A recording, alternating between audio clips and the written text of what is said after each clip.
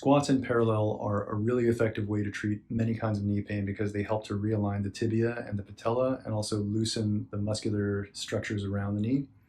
I'm also including a stretch for the tibialis anterior muscle for a client who's having a very tight and painful shin muscle right now as a result of knee misalignment.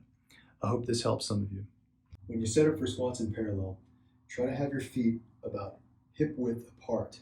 You want the medial edge of your foot to be parallel. You can use the lines on the floor if you have them. When you squat down, press your knees out slightly. This requires that you use the lateral rotators, which are deep in your glutes. This keeps the knees stable so that they're traveling the same way as the toes. You can think about pressing your knees away from each other, kind of like a clamshell movement. The tendency, if you don't do this, is that one knee or both will cave in on the way up or on the way down. This can lead to considerable knee pain and irritation, and you don't want that. My feet are about hip width. I'm using my arms as a counterbalance. See, the angle of the camera looks okay enough. I'm gonna come all the way down, if I can. If you're having some knee pain that prevents you from going all the way down, just go as far as you can.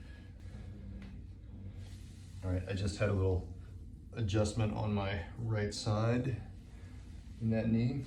If you try to do the squat in parallel and you fall backwards, it means your shin muscle is weak. In that case, you can hold on to something. This is perfectly fine. My favorite, which is just to hold on to a doorknob or a door jamb, like this. Probably best to hold on to the doorknob on the other side so the door doesn't surprise you by opening and send you flying backwards.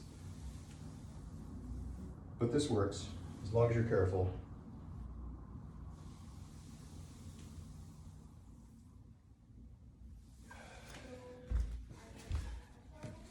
Like I said, if you can't go all the way down, just going down a little bit is fine. That'll help the muscles to start relax and the knee to start realigning. But it's usually all the way at the bottom where a noticeable adjustment or realignment happens. And then to stretch the shin muscle, the one that I like is the tibialis anterior stretch. This is great for shin splints or knee pain in general. So this is the muscle we're talking about. The muscle does, come over here buddy, the muscle does this. So we're gonna, including dorsiflexing the toes. So we're gonna take the toes that way and the foot that way. So the way I like to do it is I get my toes inside my hand, right? Making sure that I'm holding my toes so that I can actually dorsiflex my foot and my toes. And I bring my heel toward my butt.